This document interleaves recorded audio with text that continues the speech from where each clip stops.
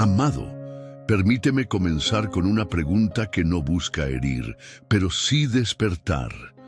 ¿Cómo podemos clamar por un avivamiento poderoso, por un derramamiento sobrenatural del Espíritu, si seguimos protegiendo al ídolo más grande que habita en nosotros, el yo?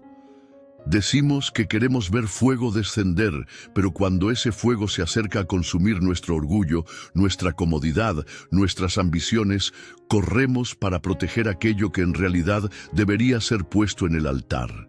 Vivimos en una generación que habla del avivamiento como si fuera un concepto de moda, un evento que se programa, una emoción que se provoca con música y luces. Pero el verdadero avivamiento es un terremoto espiritual que rompe nuestra autosuficiencia y nos deja de rodillas, humillados delante del Señor. El problema es que no queremos pagar el precio, no queremos morir a nuestra voluntad, no queremos renunciar al control. Y así caminamos, gritando que anhelamos más de Dios, mientras en secreto negociamos cuánto estamos dispuestos a darle. El avivamiento no es una lluvia ligera que refresca, es una tormenta que arranca todo lo que no está cimentado en Cristo. Y muchos prefieren seguir con el terreno cómodo de su religiosidad intacta antes que permitir que el Espíritu lo arrase para construir algo nuevo. Por eso hoy vengo a hablarte con urgencia, no para acariciar tus oídos, sino para recordarte que no se puede pedir lo eterno mientras seguimos aferrados a lo temporal, que no se puede pedir la gloria de Dios mientras seguimos adorando nuestro yo. Quédate hasta el final, porque este mensaje no es teoría, es un llamado a una entrega radical que podría cambiar el rumbo de tu vida y, quién sabe, hasta de tu casa y de tu iglesia. Si este mensaje ya está encendiendo algo en tu corazón, no olvides suscribirte y dejar un like, para que juntos podamos difundir la voz del Señor en medio de esta generación que tanto lo necesita. Vivimos en un tiempo en el que la palabra avivamiento se pronuncia con facilidad, se imprime en afiches, se coloca en títulos de conferencias, se usa como etiqueta en redes sociales, pero muy pocos comprenden lo que significa en la realidad espiritual. El avivamiento genuino no es un espectáculo para las multitudes, ni una experiencia diseñada para nuestro confort. Es un fuego que exige renuncia. Es un mover del Espíritu que desnuda nuestras intenciones y quema nuestro orgullo. Y sin embargo, la Iglesia contemporánea se ha acostumbrado a pedirlo sin desearlo de verdad. Porque desearlo de verdad significa dejar que el Espíritu arranque de raíz el egoísmo, la ambición personal, el amor por la apariencia y la vida cómoda que tanto protegemos. Significa aceptar que tal vez Dios nos llame a abandonar posiciones, a soltar títulos, a dejar que Él sea exaltado, aunque eso implique que nosotros seamos olvidados. Pero hoy, tristemente, encontramos un cristianismo que se alimenta de la autoafirmación, que mide la bendición por la visibilidad, que mide la espiritualidad por la cantidad de seguidores y no por la profundidad de la obediencia. Y ese espíritu de autopromoción es completamente opuesto al espíritu del avivamiento verdadero, porque allí donde el yo está en el trono, Cristo no puede reinar. Cuando examinamos la condición de muchas congregaciones, descubrimos que en lugar de ser casas de oración quebrantada y de adoración en espíritu y verdad, se han convertido en plataformas donde el talento se exhibe y la imagen se cuida más que el corazón. La predicación se adapta para no incomodar. La adoración se planifica para agradar el oído y no para exaltar a Dios. Las oraciones son rápidas y superficiales para que el programa no se extienda. Se evita hablar del arrepentimiento profundo porque podría vaciar bancas. Se omite la confrontación del pecado porque podría ofender. Se prefiere un evangelio liviano que no exija cambios radicales. Pero cuando la iglesia entra en ese estado de complacencia, cuando se preocupa más por mantener una imagen aceptable que por buscar la gloria de Dios, lo único que consigue es alejarse del fuego verdadero. Y luego nos preguntamos por qué no vemos las manifestaciones poderosas que leemos en las Escrituras o que conocemos de la historia. Es porque queremos que el Espíritu Santo venga a ungir nuestras agendas, en lugar de rendirlas para que Él haga lo que quiera. Hay una tibieza espiritual que se ha infiltrado como una niebla invisible, cubriendo con apariencia de actividad lo que en realidad es esterilidad espiritual. Las reuniones están llenas de ruido, pero vacías de poder. Hay programas bien diseñados, pero no hay lágrimas en el altar. Hay estrategias de crecimiento, pero no hay crecimiento en santidad. Este es el gran engaño. Creemos que porque hay movimiento, hay vida, pero no siempre es así. La iglesia primitiva, aunque no tenía templos majestuosos ni medios de comunicación masivos, estaba llena del poder del Espíritu porque había un pueblo dispuesto a morir al yo, a perderlo todo con tal de ganar a Cristo. Hoy, al contrario, nos aferramos a lo que tenemos, protegemos nuestras comodidades y hasta nuestro pecado secreto, mientras pedimos que Dios envíe un avivamiento que lo cambie todo. Pero ¿cómo puede cambiarlo todo si no dejamos que empiece cambiándonos a nosotros? Mientras no se rompa la resistencia del corazón, mientras no seamos capaces de decir, Señor, toma todo, aunque me duela, seguiremos pidiendo fuego sin estar dispuestos a hacer leña para ese fuego. El principio espiritual que no podemos ignorar es que todo verdadero avivamiento comienza con la muerte del yo. No hay excepción, no hay atajo, no hay camino alternativo que nos permita conservar nuestro orgullo y al mismo tiempo recibir el poder de lo alto. La Escritura nos recuerda que el grano de trigo que no muere permanece solo, pero si muere lleva mucho fruto, y esa es la ley del reino. Pretender que el Espíritu Santo llene un vaso que está ocupado por el ego es como querer que dos reyes gobiernen el mismo trono. Es imposible. Por eso la historia nos muestra que siempre que Dios desató un mover poderoso, lo hizo sobre corazones quebrantados, sobre hombres y mujeres que habían renunciado a su reputación, a sus planes y hasta a su seguridad personal.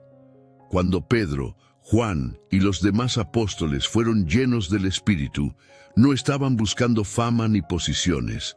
Estaban dispuestos a ser perseguidos, encarcelados e incluso morir por el nombre de Jesús. Su entrega radical era la evidencia de que el yo ya no mandaba, y esa rendición total abrió las compuertas del poder celestial. Así también, si queremos ver en nuestro tiempo un derramamiento semejante, debemos volver a ese punto donde lo único que importa es que Cristo sea glorificado, aunque eso signifique que nosotros seamos olvidados. La iglesia primitiva es nuestro mejor ejemplo de cómo la muerte del yo produce vida espiritual abundante. Aquellos primeros creyentes no tenían templos suntuosos, no tenían redes sociales para convocar multitudes, no tenían una estructura formal como la de hoy. Lo que tenían era un fuego interno que nada ni nadie podía apagar. Compartían todo lo que tenían, soportaban persecuciones con gozo, oraban con fervor hasta que los lugares temblaban.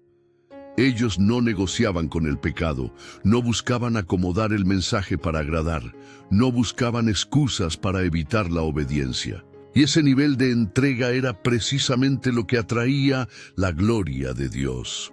Hoy, al mirar hacia atrás, muchos sienten nostalgia por esas páginas del libro de los Hechos, pero pocos están dispuestos a pagar el mismo precio. Queremos los milagros, pero no las cadenas. Queremos las lenguas de fuego, pero no la humillación delante de los hombres. Queremos la gloria, pero no la cruz. Y mientras esa contradicción permanezca, seguiremos viendo movimientos pasajeros en lugar de un avivamiento sostenido por el cielo. La historia del cristianismo está marcada por avivamientos que cambiaron ciudades, naciones y hasta generaciones enteras, y en todos ellos encontramos un patrón: hombres y mujeres que, movidos por un hambre insaciable de Dios, renunciaron a todo lo que el mundo consideraba éxito o seguridad. En Gales, en Azusa, en los campos de oración de América y Europa, siempre hubo alguien que se postró, que ayunó, que lloró, que clamó hasta que el cielo respondió. Ninguno de ellos buscó protagonismo, ninguno pretendió manipular el mover de Dios. Todos se escondieron detrás de la cruz. Su muerte al yo fue tan real que sus nombres, aunque algunos los recordamos, no son lo que importa. Lo que importa es que Dios halló en ellos un altar limpio donde podía descender con toda su gloria. Y esto nos enseña que el avivamiento no comienza con un programa de iglesia, comienza con un funeral, el del yo, el del orgullo, el de la autosuficiencia.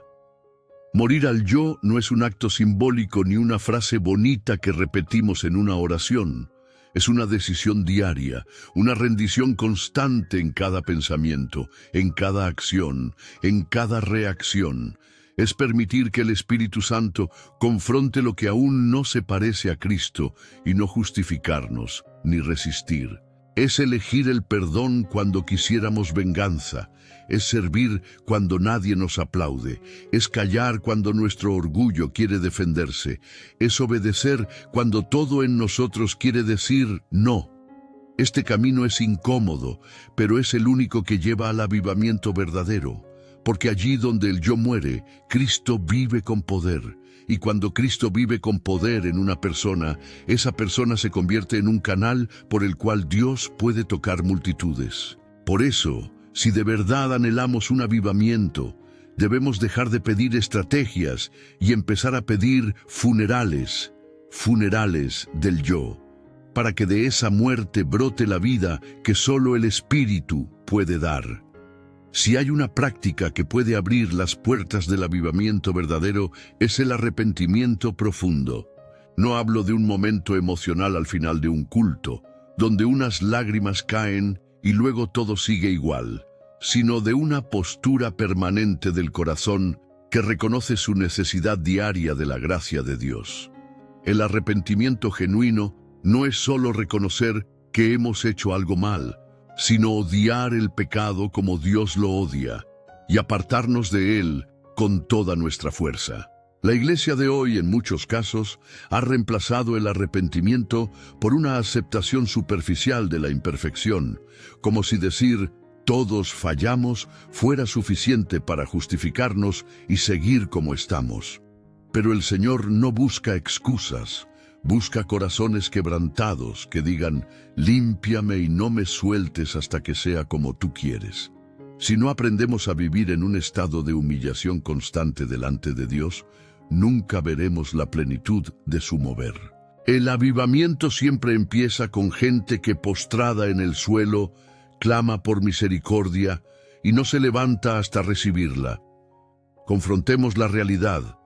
Nuestras oraciones muchas veces se han vuelto rápidas, mecánicas, centradas en pedir bendiciones y no en buscar santidad. Decimos que queremos ver a Dios obrar, pero no dedicamos horas a su presencia, no dejamos que su luz escudriñe cada rincón de nuestro ser. Hemos hecho del tiempo con Él una tarea más en la agenda y del ayuno una práctica ocasional cuando hay una crisis, en lugar de un estilo de vida para morir al yo.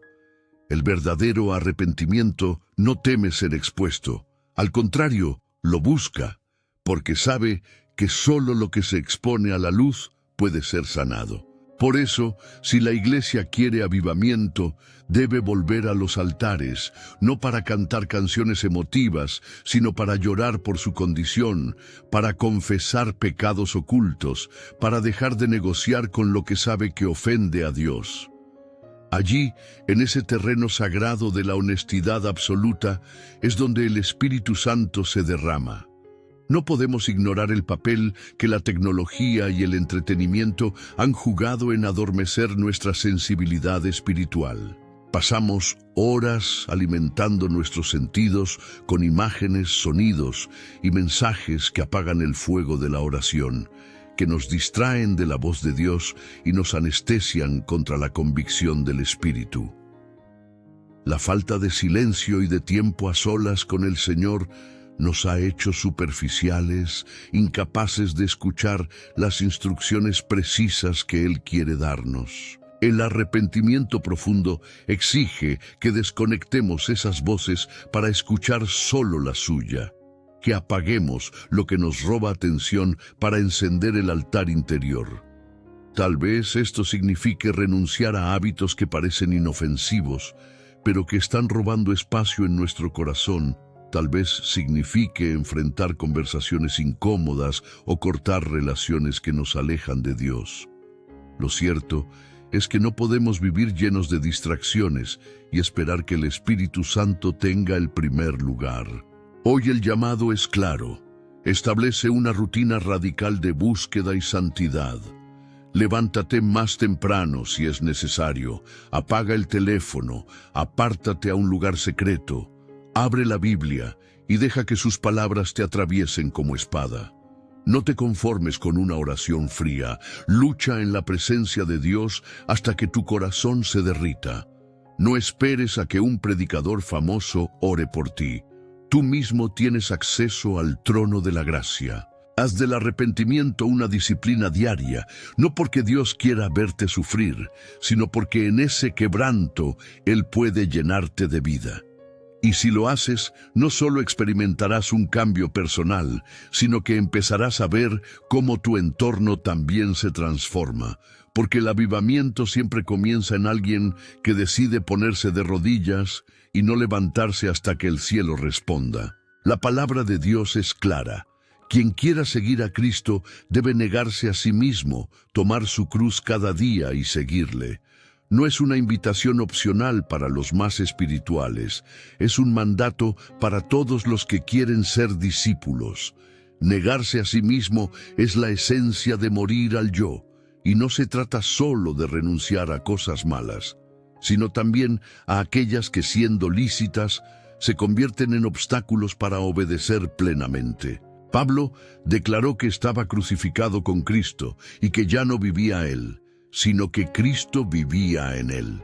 Esta es la realidad que debemos abrazar si queremos avivamiento. No se trata de añadir a Cristo a una vida centrada en nosotros, sino de permitir que Él sea la vida misma. No podemos pedir que el Espíritu se derrame si no estamos dispuestos a rendir todo lo que tenemos y todo lo que somos. Y la Biblia no deja lugar a dudas. Dios habita con el quebrantado y humilde de espíritu, no con el altivo, no con el autosuficiente, no con el que todavía negocia obediencia. Jesús mismo nos mostró con su vida y con sus palabras que el camino del reino es el camino del sacrificio. Él no vino a ser servido, sino a servir y a dar su vida en rescate por muchos. Y si el Hijo de Dios, siendo perfecto, se humilló hasta lo sumo, ¿cómo podríamos nosotros pensar que veremos su gloria sin pasar por la humillación? Las Escrituras nos muestran que Dios resiste a los soberbios, pero da gracia a los humildes. Y esta gracia no es simplemente un sentimiento agradable, es el poder divino para vivir de una manera que glorifica a Dios en todo. Cuando una iglesia abraza la humildad y el quebranto, cuando reconoce su necesidad de perdón y santificación, entonces el cielo se abre y el Espíritu se mueve con libertad. Pero mientras nos aferremos a la idea de que todo está bien, mientras busquemos justificar nuestra tibieza o disfrazar nuestro orgullo, el Espíritu Santo permanecerá a la puerta, llamando, esperando que le dejemos entrar. El problema no es el mundo afuera, es el corazón dividido dentro de la iglesia. Podemos culpar a la cultura, a la política, a la decadencia moral, pero si la casa de Dios no está limpia, si los altares están contaminados, si las manos que levantamos están llenas de egoísmo, no veremos el poder que tanto anhelamos. El Señor dijo que su casa sería llamada casa de oración, pero muchas veces la hemos convertido en un centro de actividades, en un lugar donde el entretenimiento y la tradición ocupan más espacio que la búsqueda genuina de su presencia. En el Antiguo Testamento, cada vez que Israel se apartaba, el llamado de Dios era el mismo: volver, arrepentirse, limpiar el altar, restaurar la adoración verdadera. Hoy ese llamado sigue vigente y es más urgente que nunca porque el tiempo es corto y las tinieblas avanzan. El avivamiento no es un lujo opcional para la Iglesia, es una necesidad vital para resistir en estos días. Dios derrama su espíritu sobre vasos quebrantados, sobre corazones limpios que han sido lavados en la sangre del Cordero.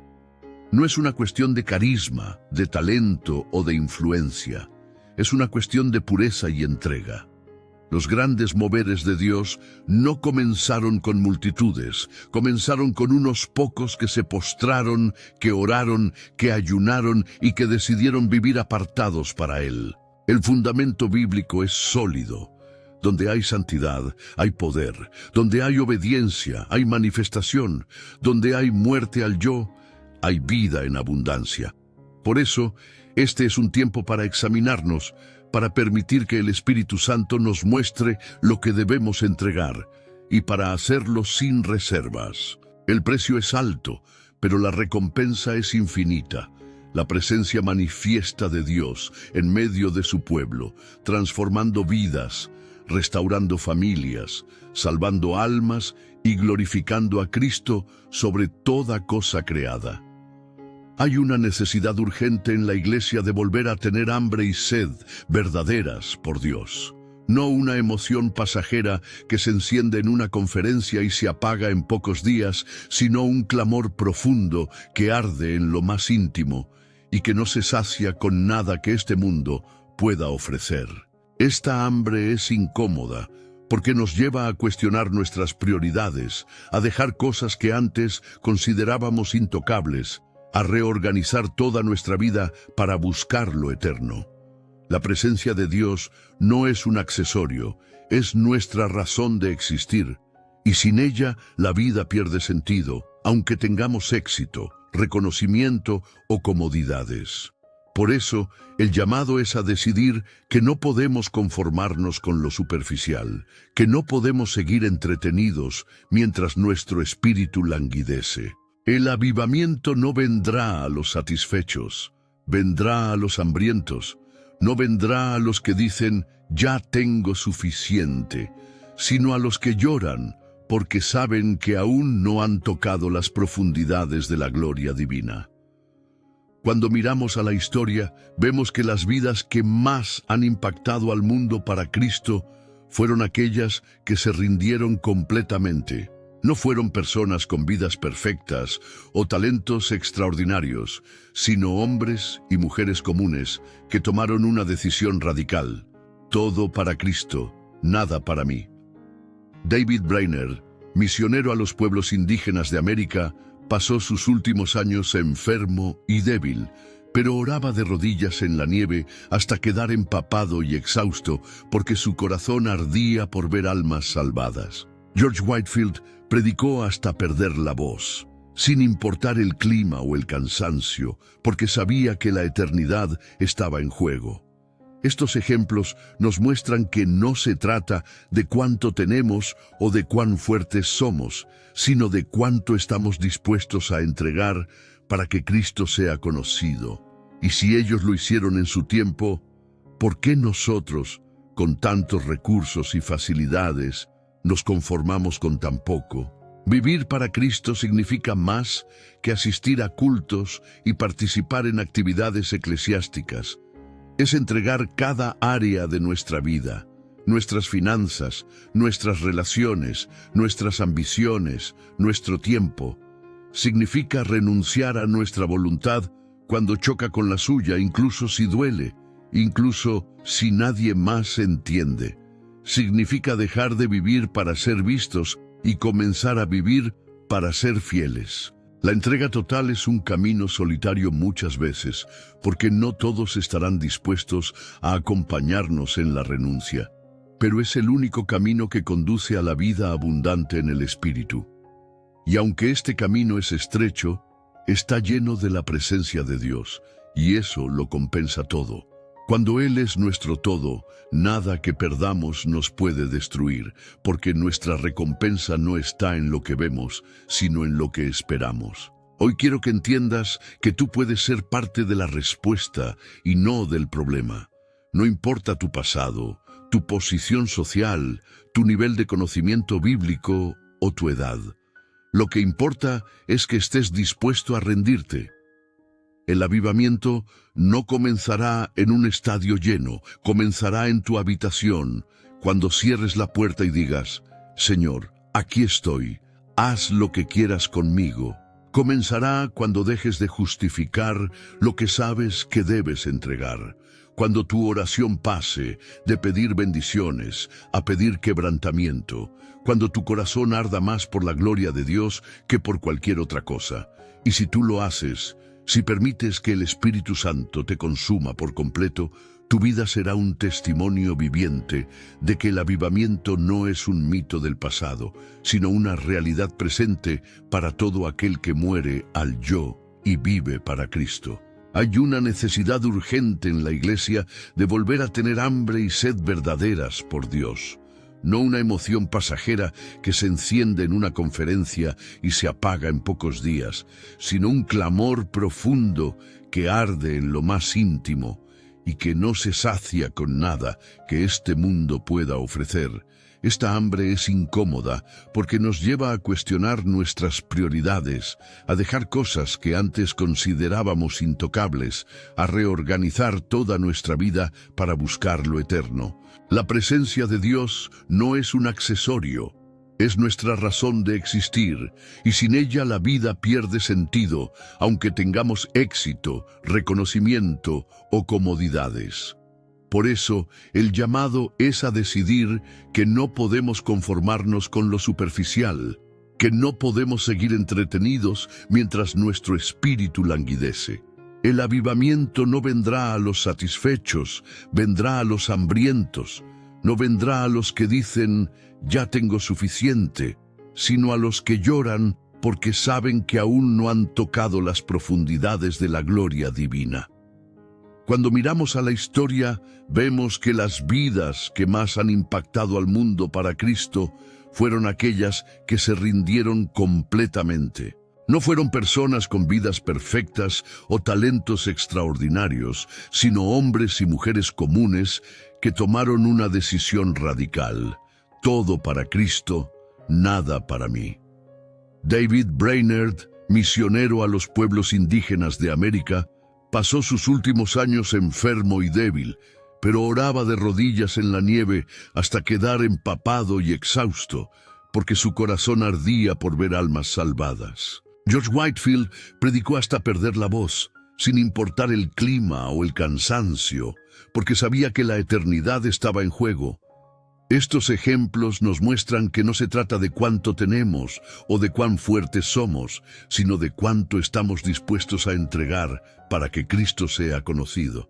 Y si ellos lo hicieron en su tiempo, ¿por qué nosotros, con tantos recursos y facilidades, nos conformamos con tan poco?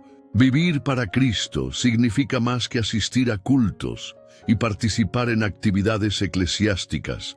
Es entregar cada área de nuestra vida, nuestras finanzas, nuestras relaciones, nuestras ambiciones, nuestro tiempo.